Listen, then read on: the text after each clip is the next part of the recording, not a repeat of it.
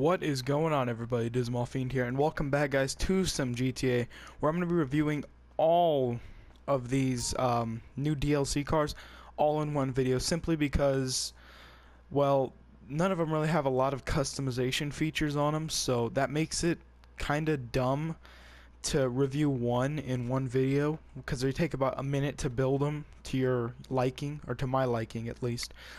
And I just decided it was kind of a waste of time to do one per video, so I'm just going to do them all in this video. And we're going to go ahead and start with this one over here, which is my favorite. So we're going to go outside with the car, and I'm going to talk about it, and then maybe drive it for a second and talk more. So I'll see you guys outside. Alright, so I'm going to walk around it in first person just so you guys can get a view on it. Now this is the Grotty Bris Pro. I don't know how to pronounce it, but it's based off of a Fiat 500. So it did come with a livery on it. However, I thought it would look a lot nicer if I took the livery off, and I threw some deep dish rims on there to make it more of a stancy kind of build. And I just wanted the car to look really good. It has the bolt-on fender arches, and I just thought that looked really good, so I went for a stancy build. So we're actually going to go ahead and drive this thing right now, so let's go ahead and hop in. I have to go to vehicles and take all the doors to close. Alright, so this car actually has a really good nimble handling line, I guess you could say. Oh, it doesn't stop very good. It does have a little bit of speed behind it. Right now we're going almost 100, so it does have a good little kind of speed on it. Like I said, it's very nimble. However, it does get a little bit squirmy if you go like that while going at high speeds, which is expected. I do believe this thing is all-wheel drive, so you know, it's really nice. I haven't actually used it in a stunt race yet, but I'll probably use it later today or something. So on to the next vehicle. Alright, now right here we have the Enos Re7, I think is what it is. It's a really nice car, Formula 1 style car, so it's really nice, but honestly it's not my favorite. There's not very many customization options to it, which is to be expected, because you're not really going to be modifying a car like this. There would be no point to it really, because it's already made to race. However, it is a really nice interior. Not that that really matters, I don't think. So, it does have a lot of wheel spin off the line, which is to be expected because of the power it has. I actually haven't even really driven this car very much. I think I just wanted to put it in the garage and that was it. It's definitely not as nimble as the Fiat was, but I mean, it's also not as squirmy when you're going high speed, because right now we're going 125, I believe. So yeah, it's not squirmy. I think some of the fastest track times in GTA were made with this car, so that's pretty cool, personally. I think it's a really nice car. The braking power is alright. I do have it on fully upgraded everything, so that's also kind of helping the braking, I guess. But I remember it being stock, it was really good. So on to the next vehicle. Alright, next up we have the Emperor, I think it's the ETR1, I don't know, these names are getting really confusing. But this car is not, I thought I would like it due to, like, you know, the screenshots and stuff, but I really don't. From the front, it definitely looks like it's part of the Lexus family, which is why it doesn't make sense that they added it to the Emperor, I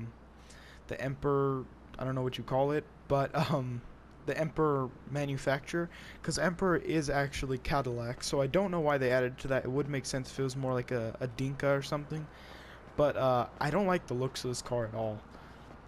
It's not, it doesn't have that style to it, and I think the rims are way too big, and it's just, I don't like it. There is a little weird like bug with this car. I don't know if it's a bug or if it was meant to happen, but I'll actually show you guys that right now. Let's close those down. Okay, let's see if I was right on the name. I'm not sure if I was or not. Yeah, ETR1 I think is what that says. Alright, so the bug with this car is if you hit anything, the spoiler comes off. See, I'll try it right now. As you can see, the spoiler just literally flew off. It seems to only be happening with this car. I don't know if that's a bug or if that was intended, but personally I think that would be a cool little feature to add into the game. Yeah, I'm sure it would get really annoying after a while, but I think having that would be kind of cool in this game. But that's my personal opinion. Now, this car to me feels really, really slow, especially for being a supercar. It doesn't feel very track ready. It feels, it's not nimble. It's very, very easy to spin out. A lot of wheel spin. It's really not my cup of tea. I'm probably going to sell it after this video. I just bought it just for this video because I already owned one and I sold it, and then I'm like, maybe I should make a video, so I bought it again. I'm going to sell it again. So, on to the next vehicle. Alright guys, so now we have the Projenyrus. Now, this car is really nice. Another one of my favorites that came in this DLC. It's really nice. It has really nice lines and all that. It's a really, really beautiful car. Now, it is part of the Progen family, which is McLaren, which I can see a lot of McLaren in this car. I really can, especially with the doors. However, I am seeing a lot, and I mean a lot, of Celine S7 in this car. Like, even the back just says Celine S7. The front headlights are Celine S7. It's a good mixture between both of them. I think it really looks nice. That's why I took the liveries off and I went with the McLaren orange to give it, you know, that McLaren feel. Even though I do love the Celine S7, this car is more, it's more McLaren to me. So we're gonna go ahead and close the doors on it and take it for a little spin. None. Alright. Wow, that thing just shook when the doors shut. Alright. So, this car, it has a really nice sound to it. Especially the exhaust. It sounds a lot like the rally Mercedes that came a long, long time ago. I don't exactly remember the name of it, but yeah, it reminds me of that car. From the exhaust sound just by itself. Now, this car, it's very nimble at low speeds, much like, you know, some of the other ones. But if you're gonna move quickly, it's not as nimble, but it's definitely not gonna spin out easy. It's really stuck to the ground, and that's why I like it. All-wheel drive, so it's a really, really nice car. It doesn't have a lot of you know, customizations, which as you would expect. But it does have a couple spoiler mods to it. You could take the livery off, just like all the other cars that came in this DLC. But I really, really love this car. Everything about this car is just, it's perfect. So, on to the next vehicle yet again. Okay, guys, on to the Omnis, I think is what it is. Now, this is a really nice car. Very Audi Quattro, I think it is, for this car. But, a really, really nice rally car. I think the top of it over here says Team Obey. Obey Team, yeah. This car is really nice. I think they did a good job designing this car. Now, I stuck with stock ride height because it's a rally car, so you don't want to lower it because, you know, there's no point. Then it's not a rally car. It just looks stupid. So, let's go ahead and close the doors on this one, and we will go ahead and take it for a little ride so I can talk about it while I'm driving it. This is another car that I really haven't drove. As much as I like it, I owned one and then I sold it. So this one I might actually end up keeping. But yeah, I've only driven this to get it into the garage, and that's pretty much it. So all-wheel drive, I'm assuming, because it is a rally car. It's pretty quick, but it's not, you know, the fastest thing. It's sports category, but it's more for, you know, rally side of sports. Like, you can build a Sultan RS that has rally liveries on it and all that, which is cool, but it's also a supercar. So honestly, the category doesn't really matter on this car because they don't have a rally category, but this car is really cool. I'm really feeling the lines on this car.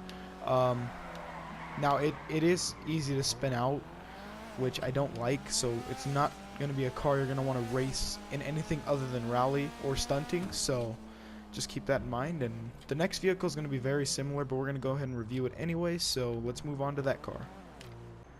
Okay guys, now on to the Lampadati Tropas, I think is what it is, rally. I'm not sure if that's right, you guys can tell me in the comments. But this car is really nice. Now when I think of rally, I typically think of like the Audi I just showed off right now. But this car is really nice. Now this is a car you can definitely take the liveries off of and drive around just, you know, just like that. Now it'll still have the rally kits and stuff, but it'll just look really nice.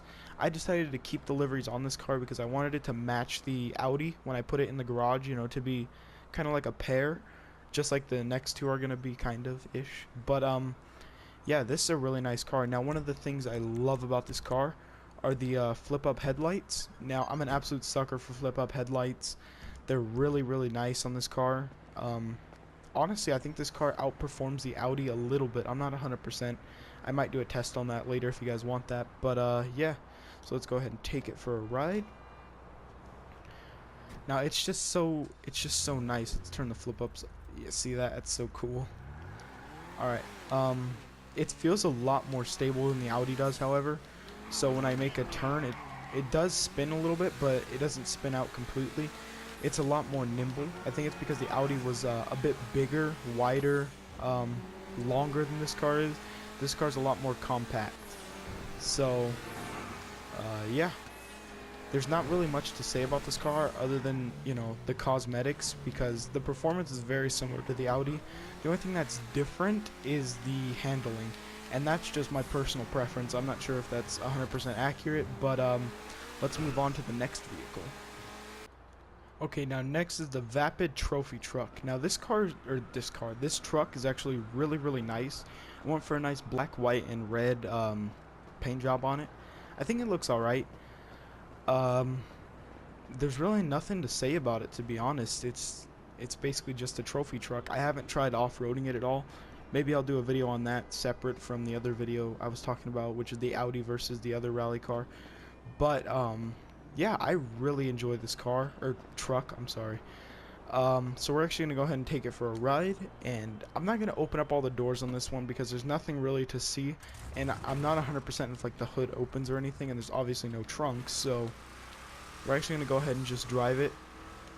Now it feels very trophy truck. The suspension is like, it just feels trophy truck, if that makes any sense. It's obviously not quick because it's supposed to be for off-road, so there's no point in having it fast. But as you can see, when you jump, the wheels they actually like go positive camber for a minute, and it looks really cool when it's in the air.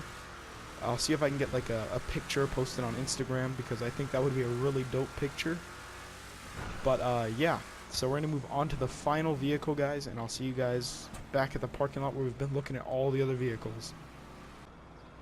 Okay, now right here we have the Vapid Desert Raid.